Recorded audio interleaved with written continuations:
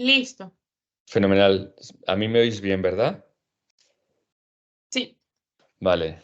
Pues empiezo, ¿vale, chicos? Perdonad el retraso, hemos tenido problemas técnicos, cortesía de Mac y de mí mismo, ¿vale? Entonces, bueno, pues vamos a ir más o menos un poquito más rápido de lo habitual, pero vamos a tocar todos los temas que vamos a tocar, así que fenomenal.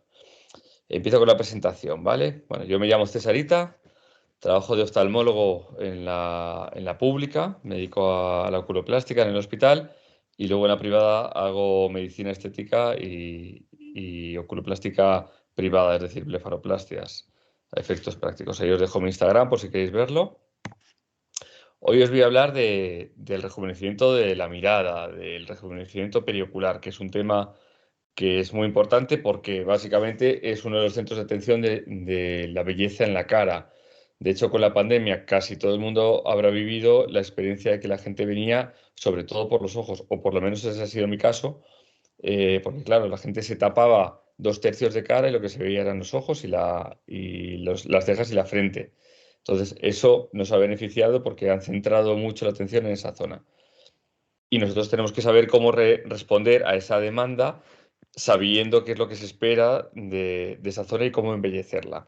Y entonces empezamos con unos conceptos muy básicos como son la simetría, esta imagen que todos tenemos de una persona guapa que le cortan la cara por la mitad y la duplican, le cortan la otra mitad y la duplican, y casi es la misma persona, como es el caso de esta actriz, pues es un caso muy paradigmático de lo que buscamos, es decir, buscamos la mayor simetría dentro de la simetría, aunque luego siempre las asimetrías tienen su encanto, o algunas asimetrías al menos tienen su encanto.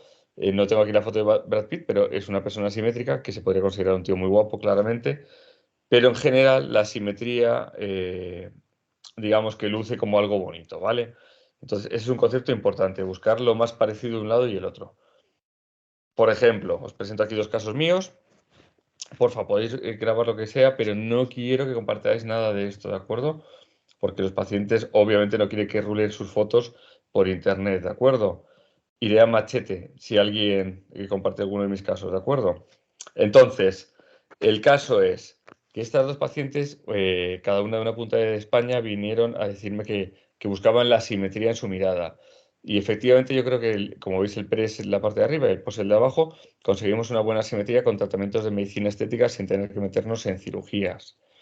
Y compensando exposiciones tarsales, es decir, que se viera más hundido el párpado superior en el caso de la chica de los ojos azules en el lado izquierdo con rellenos y con toxina para bajar esa ceja. Otra cosa es que a unos nos parezca más atractivo una en mi cara u otra. Y yo, de hecho, cuando trato a estos pacientes siempre les pregunto, ¿cuál es el lado que te gusta?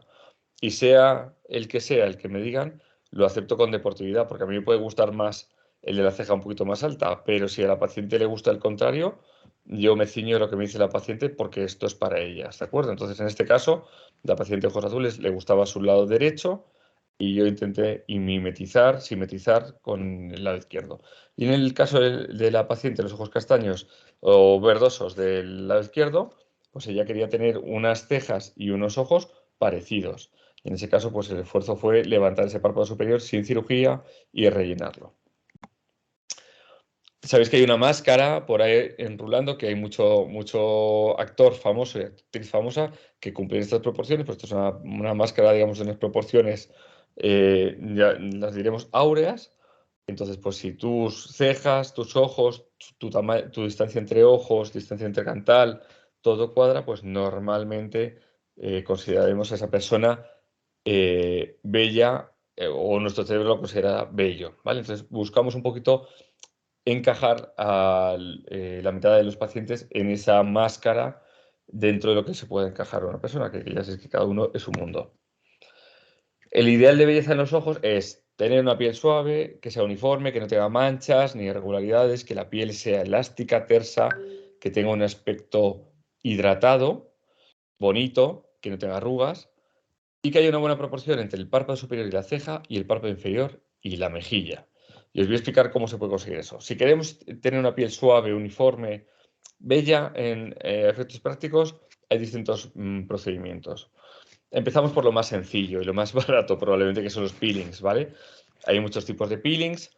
Se pueden hacer peelings suavecitos se pueden hacer peelings un poquito más fuertes. Yo habitualmente para el párpado inferior utilizo peelings de TCA,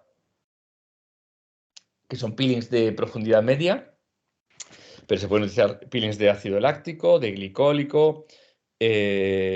Normalmente los de ácido láctico o glicólico o mezcla de ellos con otros tipos de ácidos, alfa hidroxiácidos, pues consiguen resultados muy moderados. Los peelings de TCA se pueden hacer del 5, del 10, del 20, 25, 35. Yo hago entre el 25 y el 30%, ¿vale? Y la verdad es que va muy bien. Lo que pasa es que hay que tener cuidado porque si el paciente tiene una laxitud palpebral, el peeling puede retraer el párpado. Eso es muy importante porque pueden darse un susto muy grande porque al principio la piel se queda como dura, cartonada. Ya sabéis que los peelings de TCA son sencillos de usar en el sentido que tú tienes que esperar, digamos que tu límite para aplicar el peeling es el blanqueamiento de la piel. Entonces, si consigues ese frosting, pues ya paras. ¿Qué pasa? Que esa piel se queda luego, se pone rojita y luego se acartona, luego se empieza a despellejar y esa piel queda durita. Y si una persona tiene un tarso laxo o flácido, puede provocar un ectropion durante el proceso de cicatrización de la piel. O sea, hay que tener cuidado con eso. No tengo que deciros nada más del peeling de fenol, que es un peeling muy potente que cambia en verdad el aspecto de la gente, pero tiene inconveniente de que tracciona mucho la piel. Y en este caso que os presento de este artículo, es verdad que la paciente está lisa, pero a cambio de una retracción de párpado inferior. Como veis, el borde libre del párpado inferior está como si le estuvieran tirando desde la mejilla para abajo, las pestañas se han invertido y hay un scleral show mayor que en el párpado que en la foto de arriba. O sea que hay que tener cuidado. Pero bueno, está descrito, ¿vale? Estos son dos casos míos, son dos pacientes. El paciente más joven de la derecha, el gorrito blanco, pues quería una blefora inferior, le hice una blefora inferior y como veis tenía esos pliegues en la piel y por intentar dejárselo lo mejor posible, pues le hice en la misma cirugía un peeling de TCA del 25 y luego posteriormente al mes otro, ¿vale? Y el resultado a los 2 meses o 3, creo que es esa foto, es ese. Y en el caso del de la derecha es un paciente que le hice una blefora completa y él, por su cuenta, en su lugar de donde vive, porque él no es de Madrid tampoco, pues se hizo un peeling también potente. Y como veis, las arrugas desaparecieron por completo. Pero ya os digo que estos peelings muy potentes en el párpado inferior tienen el riesgo de traccionar un poquito el párpado hacia abajo y aumentar el scleral show y redondear un poco el ojo. Eso tenéis que tenerlo en cuenta, ¿vale? También se puede utilizar el plasma. El plasma, yo le veo la ventaja de que no es tan caro como un láser de CO2 y el inconveniente de que no sabes lo que estás quemando. ¿Por qué? Porque el plasma crea ese plasma literalmente que quema la piel, daña la epidermis y si te acercas mucho puede dañar la dermis y además no por igual porque vas dando pequeños golpes, digamos, puntos de plasma con esas pequeñas quemaduras negras que hemos visto muchos en Instagram. Yo no tengo un vídeo mío propio porque yo no hago plasma. Pero que tiene para mí el inconveniente de que son varias sesiones, que no consigues un efecto muy potente, que puedes tener hiperpigmentaciones postinflamatorias, que puedes tener asimetrías, que puedes tener resultados, digamos, poco buenos para el post, que es el plasma, es decir, para lo mal que lo pasan. Entonces, eso habría que tenerlo en cuenta, ¿de acuerdo? Por ejemplo, en este caso de la izquierda de la pantalla, de derecha que veis vosotros, pues sí, se han tratado esos antelasmas, pero la foto, como tantas otras, son fotos y no se ve realmente cuál es el aspecto de la vida real, que da un aspecto como de abultado, ¿no? De dónde estaba la lesión. Entonces, no, el plasma en sí a mí no me gusta especialmente, pero ya os digo, es una opción económica que puede costar entre 6 y 10.000 y a algunas personas pues le puede valer frente a otras opciones más caras como puede ser los láseres.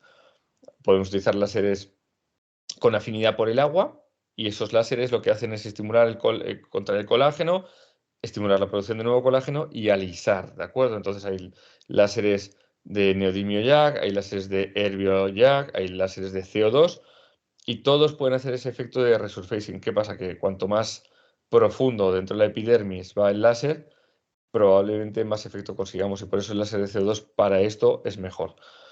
Es mejor un láser no ablativo fraccionado. ¿Por qué? Porque el downtime, o sea, la recuperación es mucho menor y además, pues tú le haces varias sesiones y poquito a poquito vas mejorando al paciente.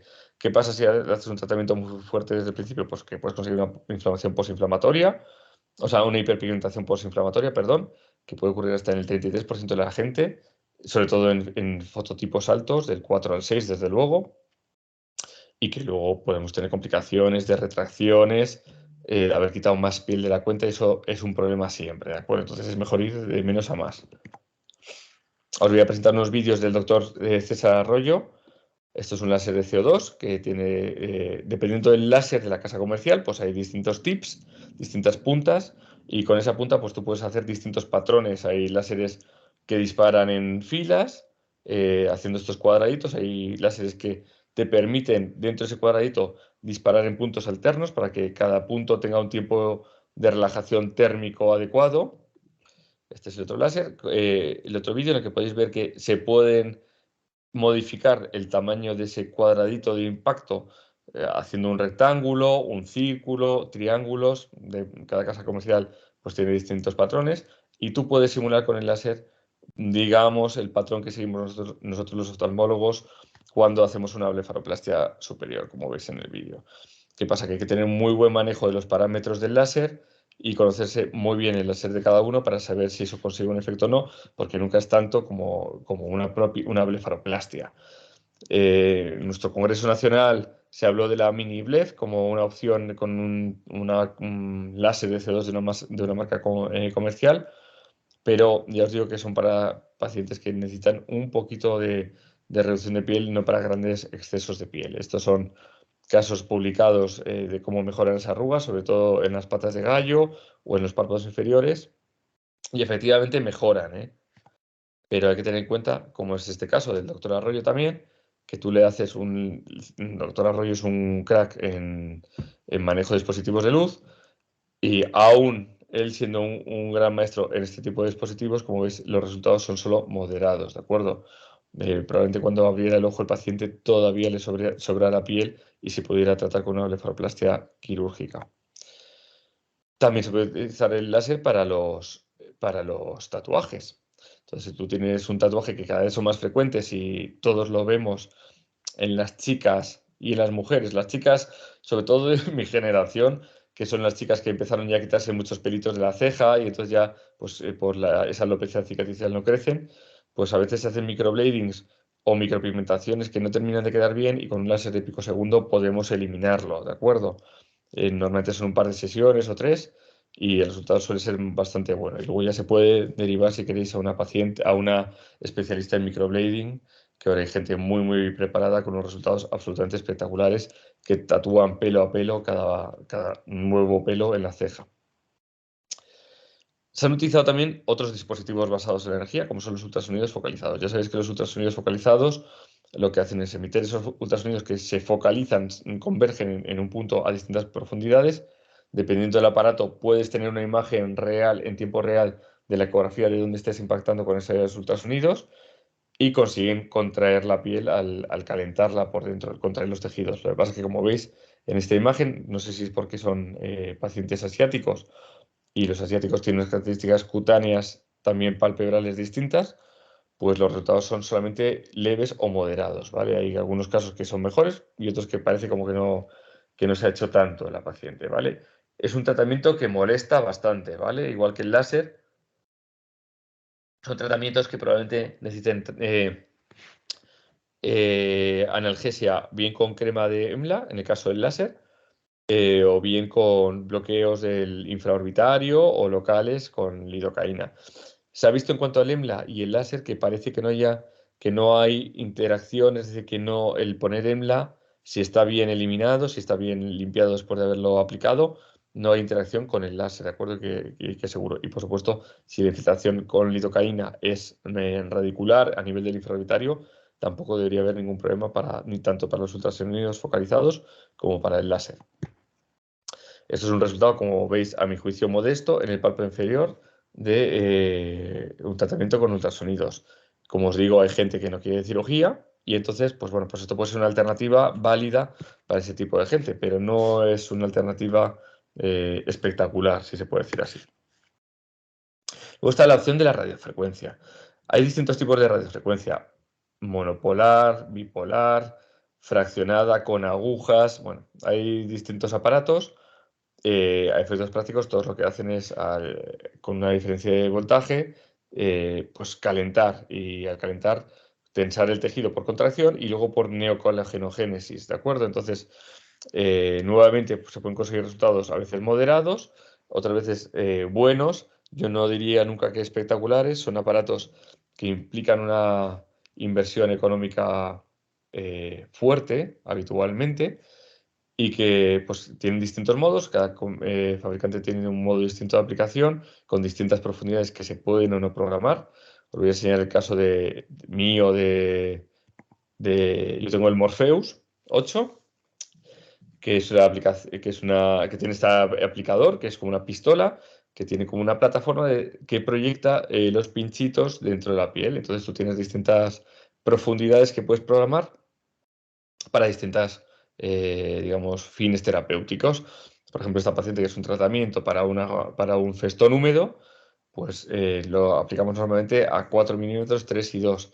Y tú puedes programar la potencia a la que aplicas el ultrasonido. Yo os digo que esta es la plataforma que yo tengo. Hay otras plataformas, pero todas se basan en el mismo principio, en esa radiofrecuencia desde la punta de esos alfileres que está, digamos, a ver si me explico bien. La punta no está protegida, o sea, la punta es metálica y el resto del alfiler está protegido de tal manera que no se daña la epidermis, solo se daña donde está la punta, teóricamente. Salvo que, claro, cuando tú pises el pedal para que salgan las agujas, no estés apretando bien el cabezal y levante todo el cabezal hacia arriba y entonces puedes quedarte con las agujas muy poco profundas y dañar la epidermis.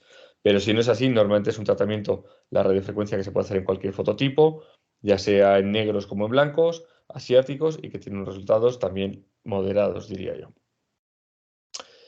Bueno, vamos a hablar de la proporción entre la ceja superior, la ceja, obviamente, y el párpado superior, ¿vale? Se ha estudiado mucho, se han hecho estudios de todo tipo porque cada vez, y yo creo que nos pasa a todos, nos damos más importancia a la ceja. Entonces, en este estudio que es muy interesante, lo que hacían eran coger imágenes de revistas de moda desde los años 40 hasta los 2010. Y lo que hacían era medir esto que veis aquí, que es el ángulo de ataque, es el ángulo que forma la horizontal de los cantos externos con la ceja. Y también medían la altura respecto al canto externo y el ápex de la ceja para ver más o menos cuál es la ceja, cómo ha ido evolucionando la ceja con los años.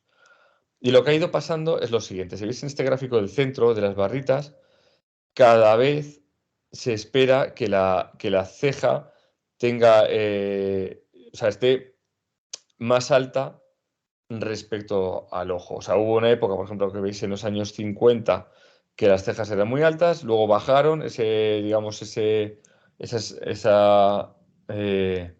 digamos, esa esperanza de que la ceja fuera bonita por estar cerca del ojo y luego a medida que han pasado los años ha ido creciendo. Y de hecho, también en este estudio se estudió cómo eran las cejas esas bonitas, esas caras bonitas respecto del ojo. Y se vio que la parte más alta, el ápex de la ceja, cada vez iba más hacia el lateral.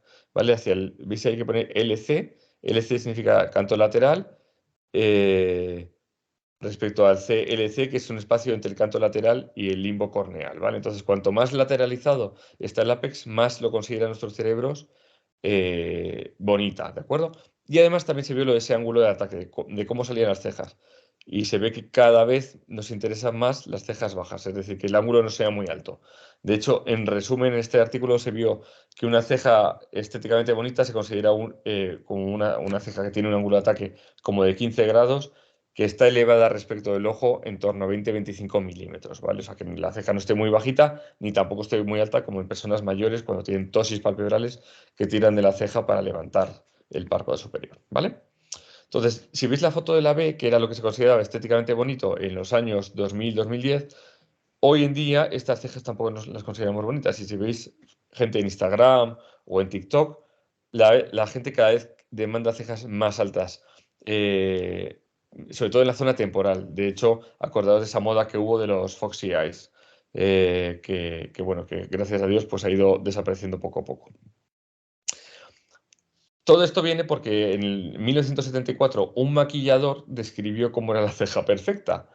Y ese maquillador que se llama West algo, no me acuerdo nunca de su nombre, el caso es que dijo que la ceja perfecta empezaba más o menos en la vertical del ala de la nariz con el canto interno del ojo y terminaba en la diagonal entre el ala de la nariz el canto externo. Esa línea, si la prolongas hacia arriba, ahí es donde tiene que terminar la ceja.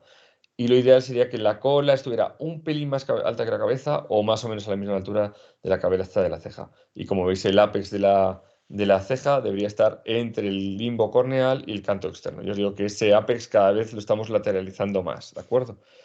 También se estudió, y hay distintos autores que han ido estudiando pues, la posición relativa respecto al centro de la pupila, y se habla de esos 25 milímetros del ápex de la ceja, el espacio entre el ápex de la ceja y el triquion, donde nace el pelo, que debe ser entre 5 y 6 centímetros en la mujer y hasta 8 centímetros en el hombre. Todo está estudiado porque las cejas todos le damos mucha importancia, ¿vale? En este estudio súper interesante lo que se hacía es preguntarle a la gente, se le planteaba una serie de fotos y ellos decían qué consideraban la ceja ideal y qué consideraban una ceja de persona joven. Y entonces se vio que las cejas que representaban un tercio de la anchura de la hendidura palpebral, o sea, la distancia entre los cantos interno y externo, se relacionaban con la juventud en casi el 40% de la gente. Y se consideraba una ceja ideal en un 60% de la gente que tenía una ceja de un cuarto, a la altura de la cabeza de la ceja, ¿eh? Un cuarto del grosor de la anchura entre los dos cantos, ¿de acuerdo? Digamos, eso es la ceja ideal en cuanto a grosor. Y eso nos sirve pues, para imágenes como esta. Esta es una paciente que parece más joven solamente por el hecho de haberse engrosado la ceja, ¿de acuerdo? Entonces, es muy importante poder orientar a nuestros pacientes de cara a decirles, oye, mira, porque ellos lo demandan también, oye, ¿me recomiendas que me haga esto en las cejas o no? Yo siempre me gusta tener, ya os digo, alguien de referencia para los microbladings, para mandárselo, porque es verdad que cambia mucho los ojos y da un aspecto más juvenil, tiene unas cejas gorditas, como hemos visto ya. También se estudió una cosa que es el concepto del frame orbitario, es decir, el espacio que hay entre el pliegue palpebral superior y la línea que empieza a marcar el tear trough y la unión entre el párpado inferior y el pómulo. Si ese espacio es mayor de 2,5 veces, o sea, es decir, que la relación entre la altura vertical desde esa línea hasta donde aparece digamos, donde nosotros percibimos que empieza el pómulo y el espacio de la hendidura palpebral, que es esta línea B, el cociente es mayor de 2,5, ya estamos hablando de un frame demasiado amplio, ya más tirando hacia la vejez, ¿de acuerdo? Como es el caso de esta foto B, que veis aquí abajo a la derecha. Si no es así, estamos hablando de un ojo que nuestro cerebro percibe como pues interesante o atractivo, ¿de acuerdo? Luego hay otra proporción, que esto es muy importante de cara al relleno de los párpados superiores, que es las curvas en el párpado superior y en la ceja. Aunque los dos ojos que vemos aquí son atractivos, el ojo, con el ojo, digamos, el iris más oscuro, a mí me resulta más atractivo y a varias personas más. ¿Por qué? Porque el ápex de cada curva, del párpado superior, del pliegue palpebral y de la ceja, van alejándose hacia temporal, hacia el lateral, ¿de acuerdo? Y como todo en belleza, pues se relaciona con la proporción áurea y como veis, ese ojo más oscuro respeta esa curva de la proporción áurea, o sea, se va alejando el ápex a medida que vamos tirando hacia la ceja. Sin embargo, en este ojito azul clarito, veis como el ápex del párpado superior está más central, luego el ápex del pliegue está más medial y luego nos vamos al lateral. Y eso hace que no lo reconozcamos con un ojo tan atractivo, siendo un ojo bonito igualmente, ¿vale? De hecho, una de las cosas que hacen atractivos a los ojos es que haya poco tarsal show, o sea, que hay poca exposición de la placa tarsal, que la N mayúscula sea mucho mayor que la N minúscula. En cuanto esa N o esa M que pone aquí el dibujito sea más grande, ya lo asociamos con un párpado envejecido, mirada triste, cansada, enferma, ¿vale? Que es lo que tenemos que intentar eliminar de nuestros pacientes, ¿vale? Y no vale cualquier proporción, es decir, que se ha visto que es verdad que en la parte más medial del párpado la relación placa tarsal que se ve, párpado gordito o espacio subceja debería ser 1, 1,5 y como veis en estas fotos se cumple y en el lateral 1 a 3 se cumple el lateral, pero en cuanto en la zona central no se cumple, esa curva no es progresiva y tenemos el ápex de la curva en el sitio que no es, ya lo relacionamos con una mirada triste, cansada o de una persona más mayor. Y, por ejemplo, nuestra reina, que tenía estos ojos que veis a vuestra izquierda, cuando era presentadora de la tele, con un párpado superior rellenito que guardaba perfectamente esas proporciones y por tanto eran unos ojos atractivos. Como veis, el ápex de la ceja está a la altura del canto externo, o sea que estaba muy en la línea de lo que todos consideramos como atractivo, con un buen volumen.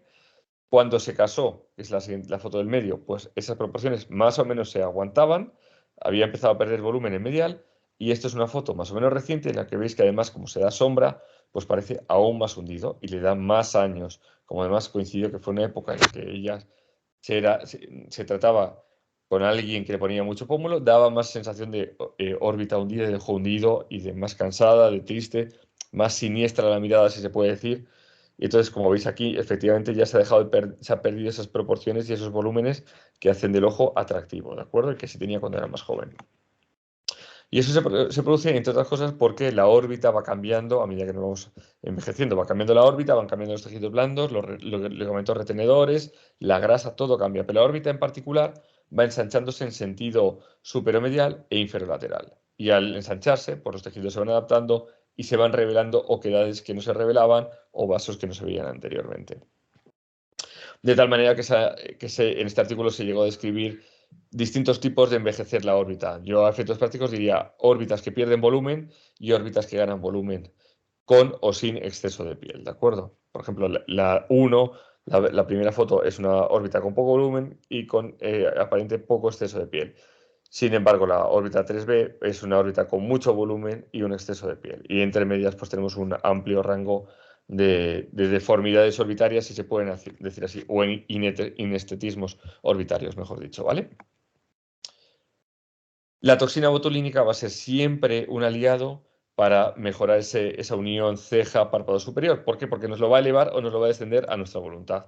Nosotros podemos tratar en función de cómo pinchemos, y si tenéis experiencia con toxina, que espero e imagino que muchos tenéis, pues podemos buscar levantar la cabeza de la ceja, bajar la cola, en función un poquito también de la motilidad de esa órbita y de cómo sea esa musculatura retractora o protractora de las cejas, ¿de acuerdo? O sea, si nosotros queremos levantar las cejas, pues lo normal es que tratemos poco el músculo frontal. Si las queremos bajar, pues podemos ir a machete a por ese músculo frontal y tratar menos los depresores de las cejas, que son los corrugadores, los procerus y los músculos orbiculares.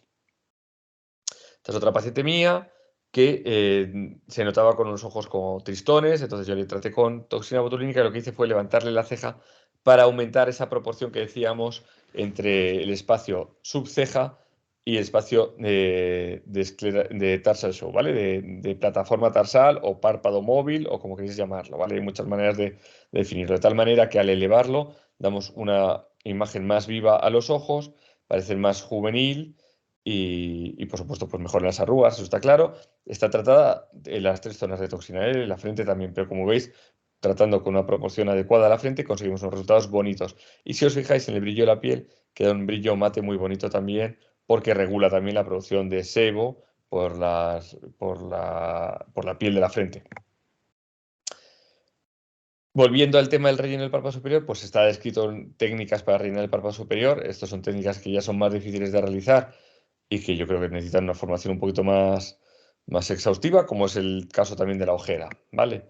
Pero podemos conseguir resultados como este, que es un tratamiento en el que me vino una paciente que había pasado por una maternidad, que estaba muy cansada, porque como sabéis, quien tenéis hijos, pues la maternidad pues no solamente es hacer caso al niño todo el día, sino no dormir, no descansar, rendir luego en el trabajo, y ya decía que tenía cara cansada. Entonces el tratamiento consistió en intentar simetrizar esas cejas, intentar elevar la ceja izquierda lo máximo que pudiéramos, rellenar los párpados superiores para que tuvieran un aspecto más proporcionado y más ideal, si se puede decir así, y rellenar un poquito la fosa temporal para ayudar a dar volumen a la cola de la ceja y levantarla un poquito.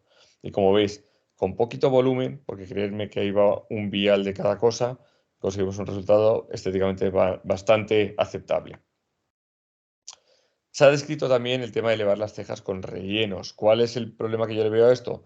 Que si tú pones mucho volumen debajo de la ceja, puedes conseguir una ceja o un aspecto de la ceja que se llama de cacahuete, es decir, que parece muy voluminosa, como si tuviera un arco ciliar muy proyectado.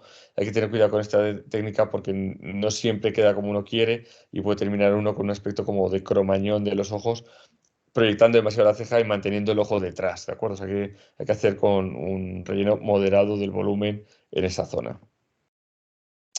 Esta es una paciente mía que os traigo porque es uno de los pacientes que más me costó tratar, que se llevó un tratamiento de relleno de párpado superior hace 2 años y medio, 3, yo creo. Sigue manteniéndose, por supuesto, podría poner un poquito más de volumen. De momento, yo soy muy conservador para estas cosas e intento poner el mínimo volumen posible, pero como veis, ha mejorado mucho esos espacios, esos surcos palpeares superiores.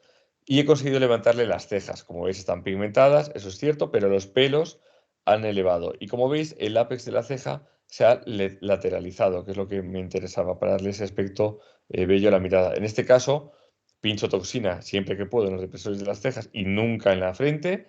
Y además le puse hilos tensores, ¿de acuerdo? Que es una técnica que a mí en la frente en particular no me gusta, pero en este caso me fue bien y os lo presento para que sepáis que existe esa posibilidad también. Se han descrito también tratamientos en este caso, con Ultherapy, que es los ultrasonidos focalizados. Tú calientas por encima de la ceja con un patrón determinado que te dice la casa comercial y eso contrae el tejido celular subcutáneo y la piel por encima de la ceja y la eleva, ¿de acuerdo? Y como veis en este caso, pues ha elevado bastante la ceja. También se puede hacer con inductores del colágeno, como es, por ejemplo, la hidroxiapatita cálcica. Yo en este artículo no veo gran cambio, sinceramente. Puede ser que haya elevado un pelín la ceja izquierda, pero es una alternativa. ¿Cuál es el problema que yo veo a la hidroxiapatita en esta zona?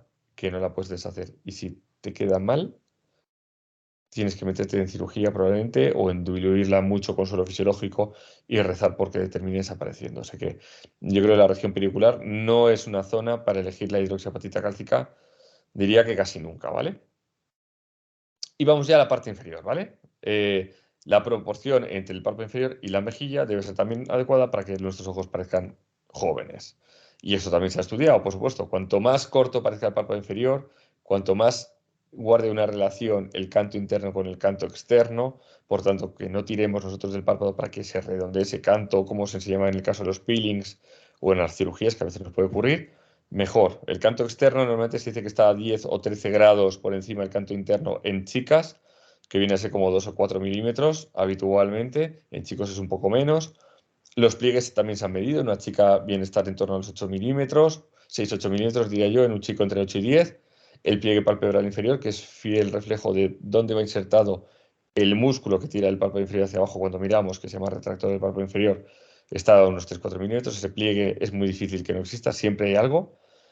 Y luego que no haya bolsa, claro, si tú tienes un párpado sin bolsa, sin hernia de grasa, siempre va a aparecer un párpado muy juvenil. De hecho, en esta paciente, si veis, se marca la línea del pliegue que forman los movimientos en el surco nasogeniano, sin embargo, tiene un párpado inferior muy bueno, con un mínimo déficit en el espacio premaxilar. Se ha estudiado la longitud del párpado inferior, porque eso también es importante, porque es un reflejo de cómo vemos nosotros de mayor esa mirada. Cuanto más joven es uno, más cortito es el párpado inferior. Entonces, eso no quiere decir que no se vea el orbicular, que eso es un signo de belleza o de juventud, es que cuando alguien sonría se vea como una bolsa que no es, que simplemente músculo acabalgado o contraído, pues eso es típico de la juventud y pasa en los bebés, en los niños, en los adultos jóvenes. Pero ya os digo que la longitud en particular se ha medido y se ha visto que cada década aumenta al menos 1 milímetro la longitud del párpado inferior, ¿de acuerdo? Entonces, si podéis comparar, si comparáis la chica de los ojos azules aquí con la señora mayor abajo, veis que la diferencia es evidente entre lo que vemos aquí de longitud del párpado inferior frente a esta longitud del párpado inferior. Y ese aspecto de párpado largo siempre envejece y además permite esa herniación de la grasa. Y os repito, esto se produce porque la órbita cambia de posición, el músculo orbicular con su ligamento retenedor cambia de posición, el septum no es capaz de sujetar la grasa hacia atrás, la grasa orbitaria, y la grasa a veces también cambia características y abulta, ¿vale? Hay una clasificación muy sencilla de la ojera, que es la clasificación de Hirschman, 1, 2 y 3. 1, solo se ve el tear trough. 2, el tear trough casi llega al pálpebro malar, que es hasta el borde lateral de la órbita. y 3 cuando ya tenemos surco nasoyugal, ¿de acuerdo? Entonces, esta clasificación no es la más anatómica, no es la más etiológica, pero sí que sirve para decidir los tratamientos. Y por tanto os la pongo aquí, que creo que es muy sencilla de recordar. Y vuelvo a recordar el tema de la nomenclatura. Tear se considera, o valle de lágrima en español, que como veis es una muy mala traducción, esa impronta que hace el músculo al sujetarse contra el reborde del hueso, contra el periósteo, porque son fibras musculares que bajan hacia el periósteo y se fusionan hasta el limbo corneal medial. De ahí hacia temporal, todo es surco palpebromalar, ¿de acuerdo? Y si seguimos la línea del tear hacia abajo, siguiendo la indentación que hace el ligamento cigomático cutáneo, tenemos el surco nasoyugal, ¿vale? Eso es la que no tiene nada que ver con el surco nasogeniano, ¿vale? Porque muchas veces se confunde cuando se habla. El tratamiento de los surcos está ampliamente descrito con ácidos hialurónicos. Hay muchas casas comerciales, cada uno tiene el suyo para el surco. Mi recomendación personal, yo utilizo uno que es de tecnología NASA. ¿Por qué? Porque me proyecta hacia arriba, que es lo que yo quiero. Como es una zona con un tejido muy pegadito al hueso, lo que me interesa es levantar lo máximo que pueda, y tiene poca capacidad hidroscópica, es decir, que capta poco agua, ¿vale? Hay gente que utiliza ácidos hialurónicos con matrices polidensificadas, no digo marcas, y le va muy bien porque tiene más capacidad hidrofílica, capta más, entonces con un par de gotas captan agua. ¿Cuál es el problema? Que este tipo de geles son más blanditos y por tanto no levantan surcos muy profundos y que hay que saber cuánto agua captan en cada paciente, porque si es un paciente que tú piensas, le pinchas igual que el anterior y te capta mucho agua, es un paciente que le funciona mal los linfáticos del párpado inferior, que son bastante abundantes, te puedes encontrar con un efecto Tyndall muy llamativo desde el principio. Hay que tener cuidado, ¿vale? Entonces, cada casa comercial tiene su relleno. Yo recomiendo el que uso porque me va bien, pero cada uno puede usar el que quiera, ¿vale? Y de hecho, pues cada uno utiliza el que quiera y a veces hay combinaciones. Lo que sí recomiendo muchas veces es tratamientos combinados y ahora os lo voy a enseñar. Hay casas comerciales que han incluso publicado clasificaciones de la ojera en función de la profundidad, del aspecto de la piel, del ojo, de la pigmentación. Bueno, ya os digo que la clasificación de Hillman es la más cómoda. Esto es una manera de hacerlo, que es rellenar desde lateral. Yo lo puedo hacer de distintas posiciones en función de cómo me compense. Normalmente utilizo la cánula. ¿Por qué? Porque es menos precisa, pero es mucho más segura, menos complicaciones vasculares, que lo que queremos. Duele poco o nada, generalmente, salvo cuando cruzamos el ligamento retenedor del orbicular. Entonces, quien cruce el ligamento varias veces, pues provocar más dolor. Si quieres, puedes pinchar un poquito de anestesia en el infraorbitario para que no moleste tanto, ¿vale? Y vamos rellenando y con el dedo vamos moldeando y comprobando que no nos pasamos al espacio preseptal o retroseptal, porque entonces podemos conseguir bolsas, ¿de acuerdo? Entonces vamos moldeando poquito a poquito con el dedo, ¿de acuerdo? Hay gente que hace pequeños bolos, que me parece perfecto, hay gente que lo hace con la aguja y no le sangra nunca, perfecto, cada uno lo hace como le viene bien, ¿de acuerdo? Yo utilizo este método porque a mí me funciona. Aún así, con una técnica exquisita, podemos tener complicaciones, podemos tener efecto Tyndall, podemos tener nódulos tardíos, podemos tener infecciones, o sea que es muy importante tener una técnica lo más exquisita posible para por lo menos quedarnos tranquilos de conciencia. Y como os decía, muchas veces asociamos otro tipo de tratamientos, ya sea relleno de la fosa temporal, como es este caso, que se puede hacer desde distintos puntos, se puede hacer pretriquial, se puede hacer desde el centro del pómulo. Yo lo hago siempre subcutáneo, es decir, justo debajo de la piel, ¿de acuerdo? Por un motivo, porque así me evito cruzar por el músculo y llegar a vasos, que hay en profundo, aunque parece que no hay vasos, siempre hay vasos. Y además porque con poco producto consigo mucho efecto. Entonces con un vial puedo tratar dos fosas temporales, digamos, moderadamente deprimidas. Si es una fosa temporal muy deprimida, necesitas un vial. Pero consigues un efecto muy natural. Y el pómulo igual. Es muy importante también cuando uno va a tratar la ojera, muchas veces rellenar la grasa medial profunda, puesto que eso va a darnos un sustento y la grasa piriforme profunda para un sustento para el párpado inferior, ¿de acuerdo? Entonces ya os digo que el relleno de la ojera muchas veces va acompañado del relleno en otras partes de la cara. Y es que además la ojera y el párpado superior suelen ir asociados a pérdida de volumen en pómulo y en fosa temporal. Este es un caso de una paciente que quería un poquito de relleno de ojera y ya os digo que con el tratamiento con un relleno en 2 días, yo siempre lo hago en 2 días porque intento, y os recomiendo que lo hagáis también así, intento hipotratar, rellenar de menos porque los rellenos ya os digo que van a captar agua y a veces te lleva sorpresas porque depende del tipo de persona va a captar más o menos, ¿vale? Entonces, hipotratar y en la revisión que normalmente yo hago al mes, se vuelve a tratar si hace falta, ¿vale? ¿Cómo podemos mejorar la ojera? Pues la ojera pigmentada puede ser pigmentada por pigmentación melánica, o sea, marrón, y en ese caso los láseres pues de KTP, de PDL, los IPLs, que no es un láser, es un tipo de luz, pero bueno, una luz de xenón, pueden ir bien para tratar esa pigmentación melánica de la ojera, y es una buena opción.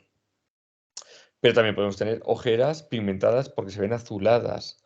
Y ese azulado se produce por 2 motivos. Uno, porque la piel es muy fina y trasluce el músculo orbicular que tenemos debajo. O 2, porque se ven telangiectasias, vasos superficiales o vasos reticulares, que son vasos más gordos. Y esos vasos, ¿cómo se pueden tratar? Los vasos reticulares en particular con láser de neodimio jack de pulso largo, ¿de acuerdo? Y con eso conseguimos coagular el vaso, vasos de 3 milímetros incluso, y desaparecen.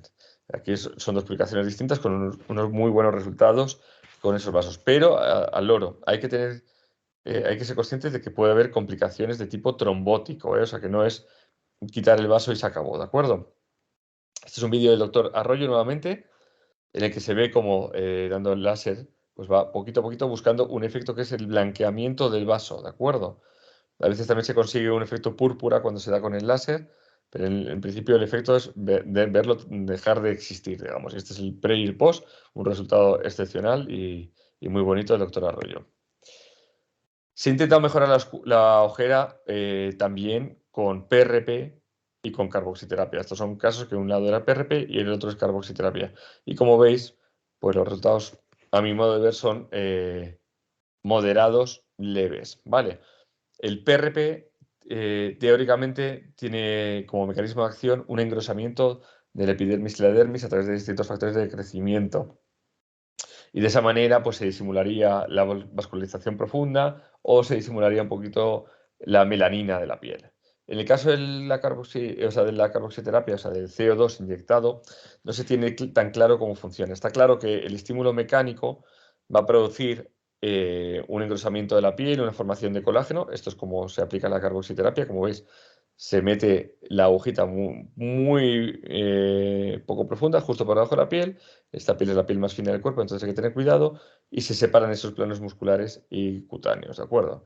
Y así conseguimos dar ese estímulo. Además, la carboxiterapia tiene un efecto también liberador de oxígeno localizado porque desplaza la curva de la hemoglobina y entonces esa zona coge CO2 y los vasos de esa zona y su hemoglobina cogen CO2 para eliminar lo que se elimina por la expiración y se capta O2 en los tejidos. Eso, por ejemplo, nos sirve como aplicación para las cicatrices en esa zona, ¿vale? En la zona tanto del párpado superior como en otras zonas del cuerpo, ¿vale?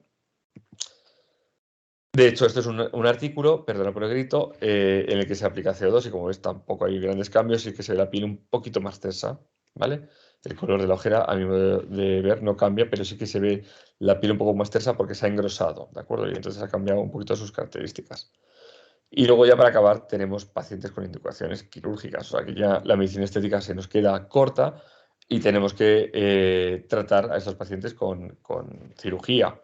Son los casos de dermatochalasia excesiva, de caída del párpado superior, de tosis de las cejas muy intensa, que ya sabéis que la toxina, y si no lo sabéis os lo cuento, puede subir 2-3 milímetros, no sube más. Entonces, pues esta paciente que veis ahí abajo, pues por mucho que le ponga 2 o 3 milímetros de elevación de ceja, no consigue el efecto que ella desea, que es una ceja separada del ojo. La herniación de los paquetes grasos retroseptales de párpados inferiores, a veces se pueden comparar, pero si tienes un paciente con un vector negativo, un pómulo muy retrasado respecto al globo ocular, pues puedes necesitar tanto volumen que a veces queda como artificial y es mejor cirugía. Al paciente al final le sale más barato, ¿vale? Le hacemos una blefaroplastia inferior por vía transconjuntival y los resultados son muy buenos. Y ya ni que decir, retracciones del párpado superior e inferior, se puede rellenar con ácido hialurónico para intentar que el párpado superior caiga o que el inferior suba, pero los resultados también son moderados, salvo que pongas grandes volúmenes que comprometan a la funcionalidad.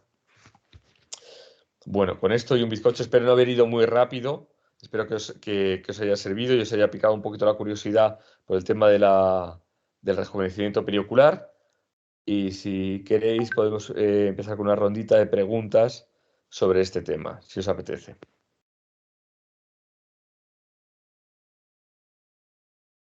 Podéis hacer, no sé si Angélica pueden hacerlos directamente hablando o escribiendo, porque cada uno lo haga de la manera que prefiera. Si alguien quiere escribir algún mensaje de pregunta, tal, pues podéis, ¿vale? Y si queréis conectaros con voz, pues encantado.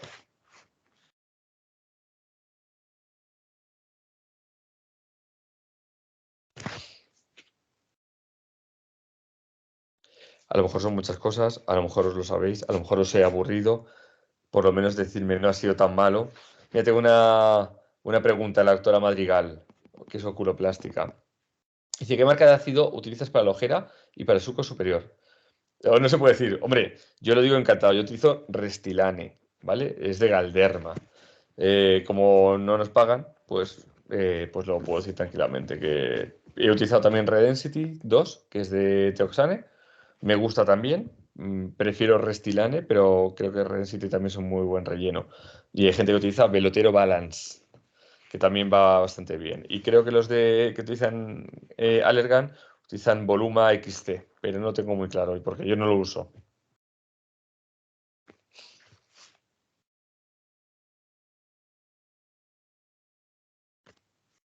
Nada, un placer.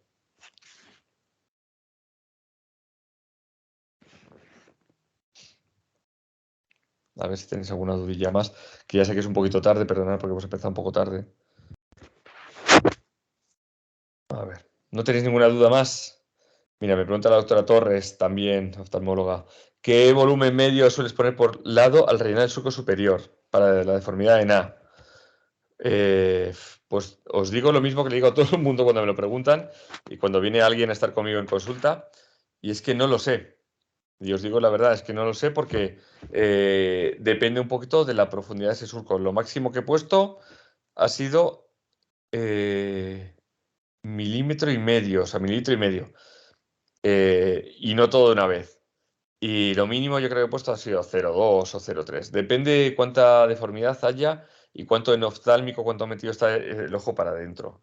Pero normalmente es un paciente estándar, digamos, suelo poner un vial entre los dos lados. Eso es lo estándar. Mark me pregunta que cómo relleno el surco superior y cuál es el punto de entrada y el plano. Yo relleno entrando por el lateral del párpado superior, claro, porque me resulta más cómodo. Hay gente que entra desde la ceja para abajo y hay gente que va desde la parte inferior del pliegue palpebral superior hacia arriba. Yo creo que eso es cuestión de preferencias de cada uno y de comodidades. Utilizo la cánula, intento no ir muy superficial, porque si vas muy superficial se te puede quedar bultos que no hay manera de masajear porque es la piel más fina del cuerpo, entonces es que no se disimulan, tienes que quitarlos. Y si vas muy profundo, puedes dañar los paquetes vasculares que hay ahí, que son el supraorbitario y el supratroclear. Así que diría que un punto intermedio entre esos dos planos.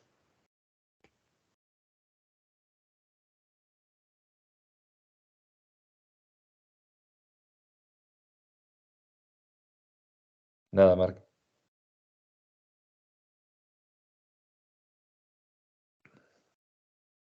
A ver, ¿tenéis alguna preguntilla más?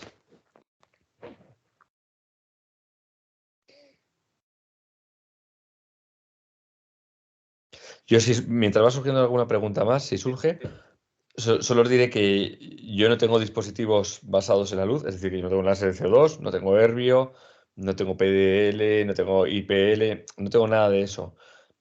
Entonces yo he tirado mucho de peelings para tensar la piel y los resultados son buenos, lo que pasa es que a los peelings como al láser hay que cogerle la medida, hay que tener una experiencia, yo diría que adecuada. Entonces, para empezar, si empezáis con peelings, os recomendaría siempre empezar con los peelings más suavecitos, que parece que no hacen nada, y hacer fotos para comparar el pre y el post, y luego ya meterte a a cosas un poquito más cañeras, porque si no, pues es que podéis tener complicaciones de que os falte piel del párpado inferior y eso luego ya implique cirugías y tal. Me preguntan qué marcas de peeling utilizo. He utilizado de Sesderma, utilizo también de la farmacia de Cayetano y ahora en los compañeros de Urgotouch, que es un láser que se utiliza para cicatrices, van a sacar también peelings para la zona periocular.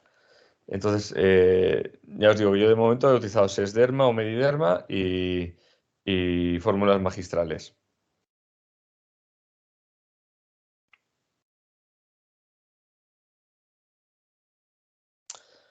Me pregunta Cristina Sacristán que qué técnica utilizo para la pexia de la ceja. Abordaje directo. Ya me estás hablando de cirugía, ¿verdad, Cristina? A ver si me contesta Cristina. Sí, sí. Sí, vale. Yo para levantar la ceja he utilizado, yo creo que todo. Todo lo que sé utilizar, que habrá más cosas, pero he utilizado desde un abordaje transblefaroplastia, pero no me gusta. He utilizado orbiculopexia, he utilizado puntos al periósteo. Tampoco me gusta, no sé, yo a otros compañeros que le quedan muy bien siempre le he preguntado cómo lo hacen, porque no, es que a mí no me quedan igual. Y he utilizado cejas directas, pegando la cicatriz mucho a los pelos. ¿Qué pasa? Que en personas jóvenes, pues bien, en personas más mayores a veces queda deprimida. Lo que utilizo más es, he utilizado también superióstico, no, quizá por falta de experiencia los que he hecho no me han ido bien. Y utilizo sobre todo justo a raíz del pelo. O sea, pongo la cicatriz aquí delante del pelo y desde ahí tiro todo lo que puedo. Y con eso consigo resultados más o menos bonitos, más o menos. Entonces, pues utilizo ese abordaje pretriquial habitualmente. Me pregunta Rebeca también, ¿utilizas algún tratamiento despigmentante para la ojera? ¿Qué recomiendas? Pues mira, para la ojera, tratamientos despigmentantes. Yo he utilizado carboxiterapia. Atención que son 5 o 10 sesiones de carboxiterapia, mejoran levemente. Y he utilizado despigmentantes, la hidroquinona al 5% con retinoico al 0,1 y ácido cógico también va bien. Se supone que la vitamina C también va bien, la vitamina K con la cafeína también va bien. Cada casa comercial tiene sus combinaciones de esos tratamientos cosméticos en casa para intentar mejorar. Si a los 3 meses no mejoran aproximadamente, pues ya te tienes que plantear un peeling despigmentante, como os decía, de láctico, que creo que es el 15%, y de glicólico al 20%. Y si no mejora, pues ya os digo que dispositivos de luz.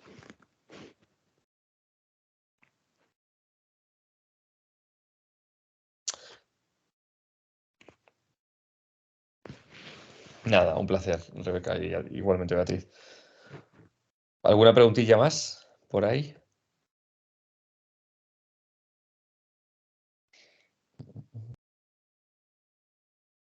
El tema de la pigmentación, sí, mientras surge otra pregunta, si surge, es un tema difícil, porque la melanosis ya de base, cuando uno nace con unos ojos tipo panda, es muy difícil de tratar, con los años empeora, cuando está uno cansado empeora, si además tienes un arco ciliar protruyente, se ve la sombra del arco ciliar y no hay manera. Yo tenía un paciente que me dijo, bueno, pues mira, me limo el hueso y así no tengo tanta sombra. Es difícil. Por ejemplo, el Redensity 2, una de las cosas que dice la casa comercial es que de todos los oligoelementos que tienen, pues tienen efecto, eh, digamos, blanqueador, si se puede decir así, o por lo menos que cambie un poquito el color de la piel. Puede ocurrir en algunos individuos, probablemente no sepamos en quién sí y en otros no, pero yo creo que realmente eso es uno de los caballos de batalla que tenemos todos los médicos, el tema del blanqueamiento de la ojera oscura, porque cuesta. Igual que el relleno de la ojera, que os digo que es un tratamiento que también tiene sus dificultades, no solo técnicas inicialmente, sino de manejo de las complicaciones a posteriori, y que muchas veces quedan bien en el momento y al cabo de meses te aparece el paciente con un nódulo crónico o de inicio tardío, todo tiene sus dificultades. Me pregunta Beatriz, con el Redensity sí se nota que mejora el color, al menos sí se nota que mejora el color, al menos en mi experiencia. Es verdad, ¿eh? En algunos pacientes sí que mejora el color. Eso es cierto.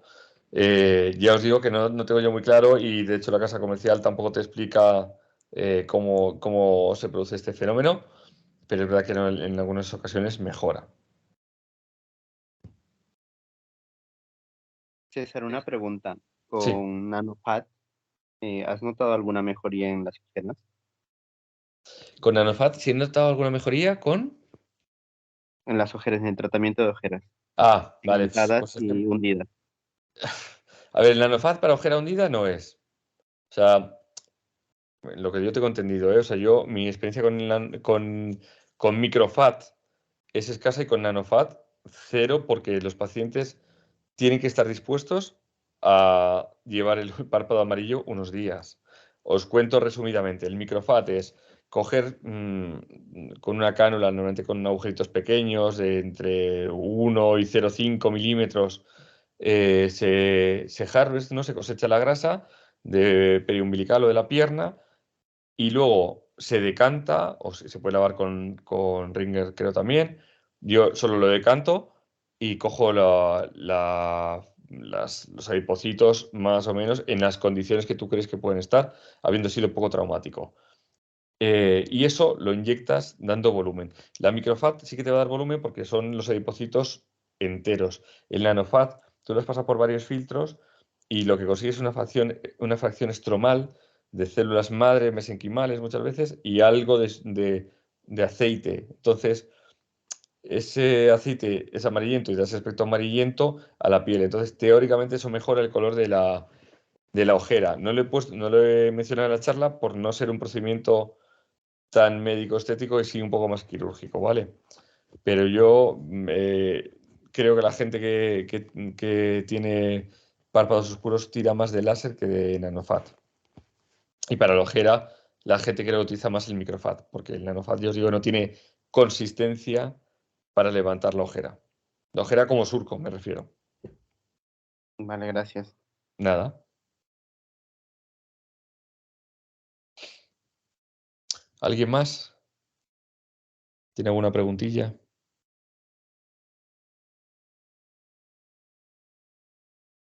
Ah, ¿por qué Restylane y no otro? Me pregunta Beatriz. Porque Restylane, va a sonar anuncio, pero es que es así. Restylane es un producto que capta poco agua, normalmente como máximo duplica su volumen y eso está muy bien. Y eso está genial, de hecho.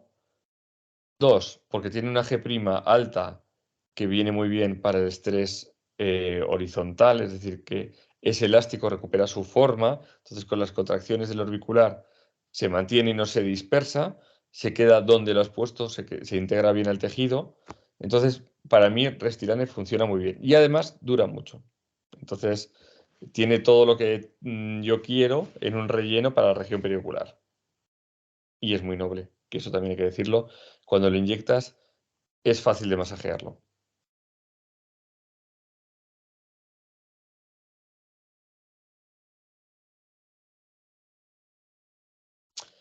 Me pregunta Rebeca que dentro de la gama Restylane, ¿cuál? Restylane. Es decir, que hay Restylane hay millones, claro. Bueno, millones no, está el Define, el Refine, bueno, Lift, no sé qué rollos, Kiss, tal. eh, pero hay un Restylane que es solo Restylane. Que cuando hablas con un delegado comercial de Galderma te hablan del Restylane clásico de toda la vida, ¿vale? Que es el Restylane que en los artículos en Estados Unidos está definido como el Restylane L, ¿vale? Ese es el Restylane a secas, una caja azul oscura. Me pregunta Rebeca si es el blanco. Sí, la caja es azul y blanca. Azul oscura y blanca. Porque el azul clarita y blanca o azul verdosilla y blanca es la del Lift.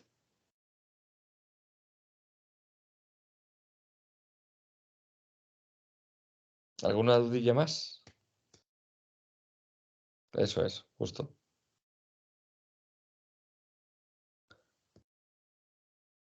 A ver, último minuto para hacer preguntas, chicos, y os dejo ya en paz. El tiempo corre. O sea, aprovechad que ahora nadie sabe quién sois para preguntad, que luego siempre da un poquito más de vergüenza cuando te ven la cara.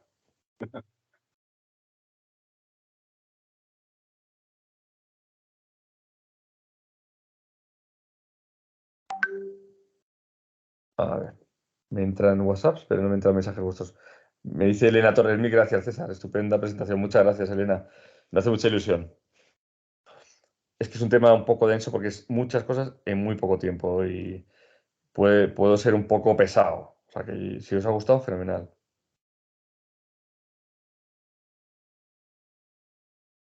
Muchas gracias, Beatriz.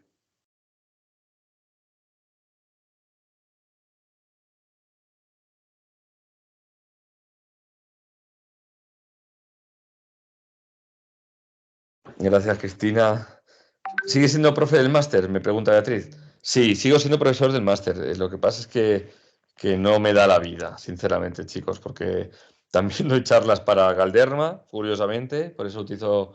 No es que utilice Restilane por Galderma, sino que utilizo Restilane porque estoy convencido de utilizar Restilane y lo cuento en las charlas de Galderma, la verdad. Y, y entonces, pues como doy charlas para Galderma, hago los pinchis de medicina estética, hago también la pública, las blefaros privadas, me da tiempo. Por ejemplo, voy a tener un taller, eso sí, en el máster de que no me sale, de cadáveres, que lo hemos puesto este año para los alumnos. Hay otro taller que hago también independiente del máster de cadáveres para aprender a pinchar en distintos planos con rellenos de distintos colores y luego hacemos una disección rápida para ver si nos ha quedado bien o no. O sea que hago cosas puntuales porque no me da la vida, sinceramente. Me encantaría, ojalá. Y los hijos, efectivamente, y los hijos. Me recuerdan que tengo 3 hijos, que es cierto, claro, y tengo esta esposa, ese que me aguanta, entonces tengo que hacer caso a todo el mundo, entonces pues eso, no me da la vida. Pero me gustaría, durante el tiempo que estuve yendo a las prácticas, me lo pasaba fenomenal y es un momento genial de estar en contacto con todo el mundo, pero es que ahora no puedo.